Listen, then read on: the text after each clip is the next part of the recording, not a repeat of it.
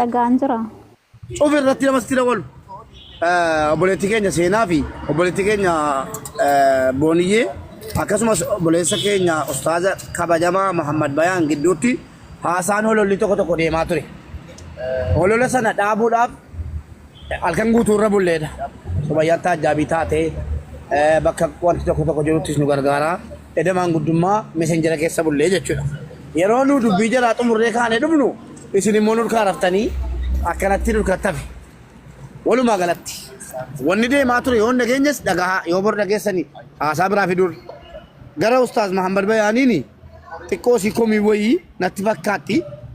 Anaa fi jaartii koo gidduu namni jiru seenaa akka taate wayii shakkii wayii kaanii obboleettiin keenyas immoo ustaaza waan tokko tokkoon tuttuqaa turte waan tuttuqaa turani gara tiktookiitiinis gara feesbuukiitiinis waan tuttuqaa turani ustaazni keenya illee akkana jedhanii hin callifne nama jaarsa lama qabu an kanan dhagee seefii qara lama seefii aliyyi moo kan eenyu sana dhagee malee kan saabataa keessa dubartii jaarsa lama qabdu dhageenyaan ustaazni akka carraa aarii waan naman goone qabu Sumayyaa seenaa binti Huseeni jaarsa lama qabdi jechuudhaan waan tokko tokko xiqqoosii waan takka godhan natti fakkaata. Walumaa galatti maanguddummaa eda dubbannee aafii walitti jechisiifnee xumurree fuuldura keessanitti wanni nu isinitti himnu dubartiin jaarsa lama qabdullee hin jirtu ustaazaa fi booniyyee gidduullee sumeen jedha dhiifama seenaan hin jirtu kana mirkaneeffannee dhumneerra aafii walii jedhaniirra isin muddurattis afoota walitti jechisiifnee jenna wanni aftee hojii ate Sumayyatti guutiiti gara anfixeera gara kootiin sagaleen Abraara Bashaara. Sumee wanta fee hojii ate dubbadhu. Tamam galatoomaadha.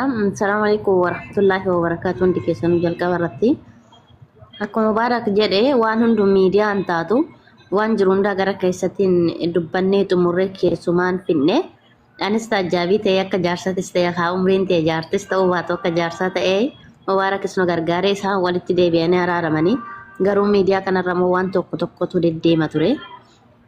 Waan deddeemu kana keessattis dammoo waan miidiyaarraa miidiyuma irratti afootii walii akka jedhan barbaanne waan ta'eef jecha garuma araaratti deemna jechuudha.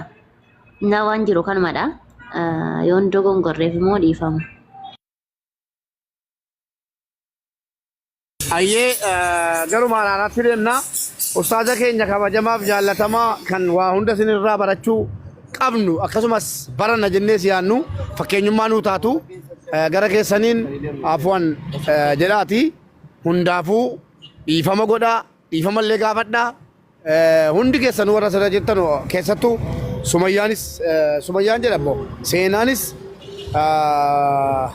dhiifama gaafadhu dhiifamas godhii akkasitti dubbiin jaraa goolabameera namoonni suuraa seenaa olii gadi geessitanii isiitu walitti buusee jaarsa lama qabdi maali jettanii olii gadi odeessaa jirtanu waan akka karaarraa okusadhaa rabbi sin gaafata zulmiidha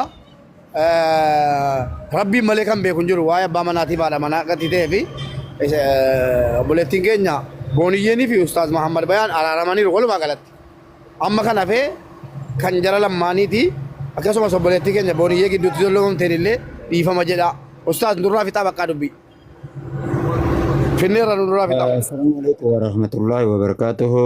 بلايين ورز جلي جرتن عندما كيسنوتو كسمع دمانات ننكبه سينا نسنكبه سمايا فاني عندما كيسنو أفواني سنجيجرا جمانو مانو وروني سورة سيناتي يوكين نمنك آتو ولا بان تيفي inshallah akka irratti illee dulle gamanamaan isiniin jechuu barbaanneeti irraa is gadi bu'aa isheenis bultii ishee haa ofattu haati manaas ofii fi bultii ishee haa ofattu isiniin jechuu barbaanneeti akka irraa ittiin dulle wanni yookiin jaarsa lama qabdi jamulleen hin jirtu wanti ta'eef irratti hin duulinaadha isiniin jenna maqaa rabbiitiin isin qabnee jirraa. Afwani yoo dilii dalagatu deemtan qofa itti fafa maasiyaa yoo irraa dhiqatu deemtan qofa isin jechi barbaanneeti akkas inshaallah hubee asumatti haa goolabnu inshaallah.